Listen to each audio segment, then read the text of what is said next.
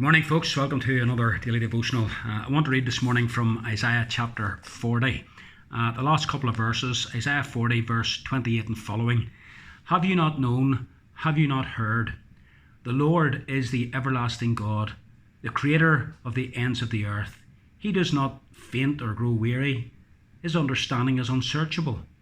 He gives power to the faint, and to him who has no might, he increases strength.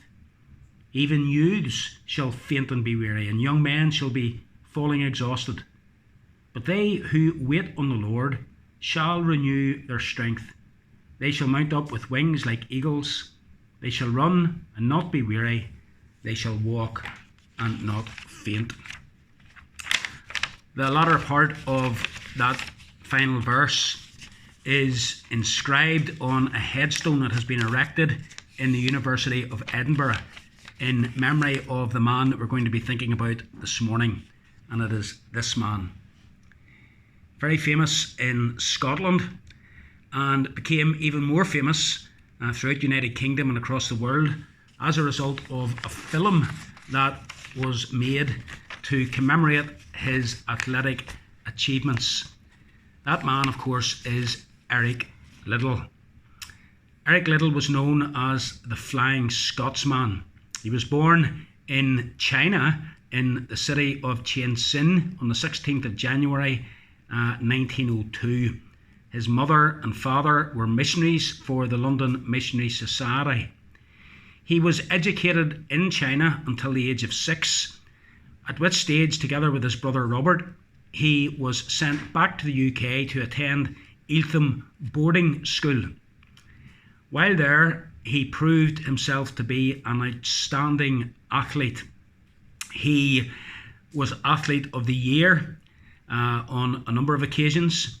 He also was captain of the first 15 rugby team and captain of the cricket team. And despite such wonderful achievements, one of his teachers described him as being entirely without vanity. At the age of 18, he went to Edinburgh University to study. And while at Edinburgh University, he became the fastest runner ever in Scotland, over 100 metres and 220 yards. He was also a member of the Scottish Rugby Union team during the 1922-23 season, when he played in 5 of the 8 Five Nations matches. During his days at university, he broke the British record for 100 yards, running it in 1923 in 9.7 seconds. He also broke the British record for 220 yards, running it in 21.6 seconds. One of the things that was outstanding about Liddell was his devotion to his Christian faith. He was a very strict Sabbatarian, believing that Christians had a duty and responsibility as well as a privilege to keep the Sabbath day holy.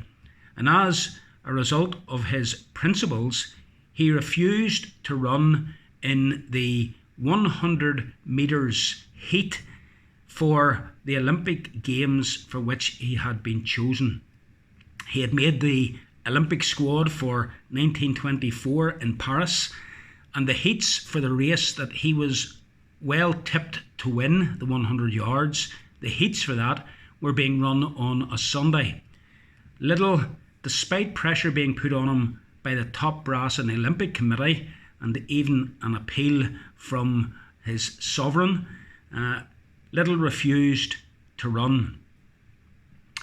He was entered into the 400 yards, but Liddell's achievements in running that distance had always been somewhat modest. However, he did make the final, but he was regarded as being a complete outsider for medals. However, on the day of the final of the 400 yards, someone came up to him and put a piece of paper into his hand just before the race began. He read the piece of paper, and it says in the old book, "Those who honour me, I will honour." Little was drawn in the outside lane, which anyone who is familiar with athletics will know is the worst lane to be drawn in because you cannot see runners on either side of you. However, despite the disadvantages, he set off as fast as he could, as though he was running 200 yards. And sure enough, at the end of 200 metres, he was well ahead. But had he the stamina to keep it going? He did. And not only did he win the gold medal, he broke the Olympic and the world record for 400 yards at the time, 47.6 seconds. He also won bronze at the same Olympics in the 200 yards final. Little returned to Edinburgh and to his university. He graduated from university, and then in 1925 he returned to China in order to continue the work that his father and mother had begun. He went to Tianjin and then later went on to Zhaochang. This was an extremely poor area of China where there were great needs, and it was also an area that was being targeted by the Japanese, who were intent on invading the Chinese country. Little was a teacher, and he believed it was important to teach every subject from a Christian perspective, and he was also Sabbath school superintendent of the church that he attended in China, Union Church, where his father had been the pastor. He married Florence Mackenzie and they had 3 daughters.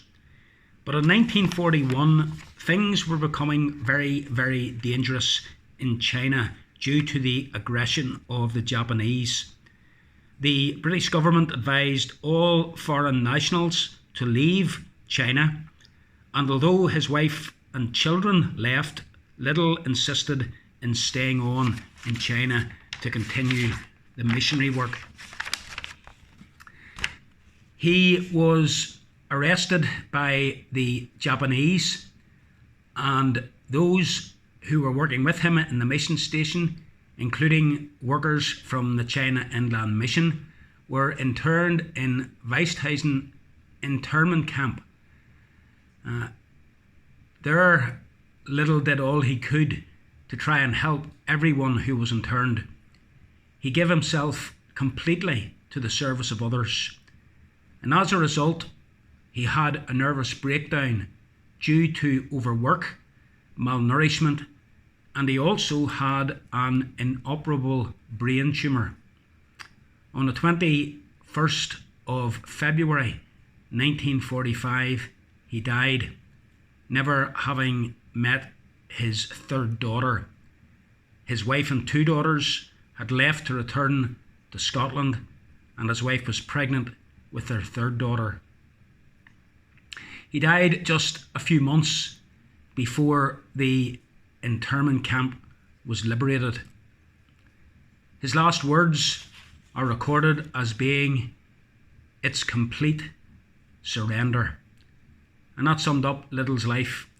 He had surrendered himself completely to God.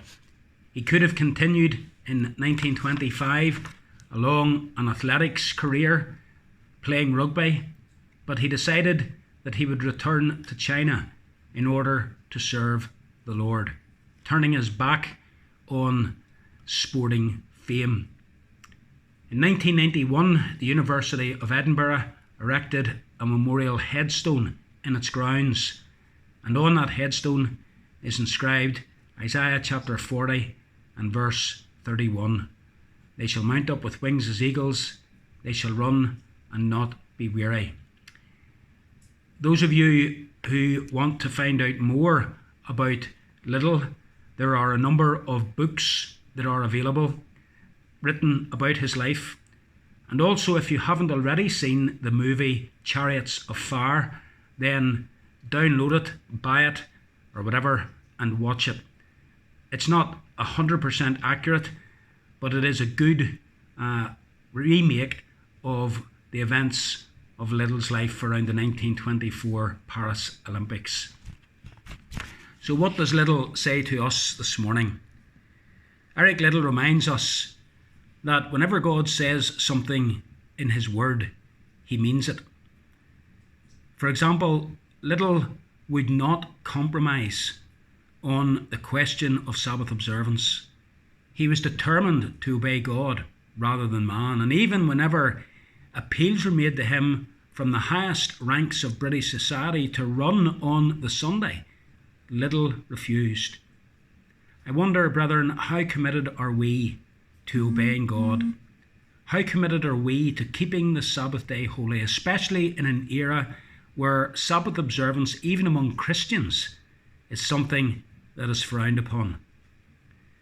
Eric Liddell honoured God, and as the piece of paper from 1 Samuel quoted said, "Those that honour me, I will honour." May God help us to honour God in every area of our lives.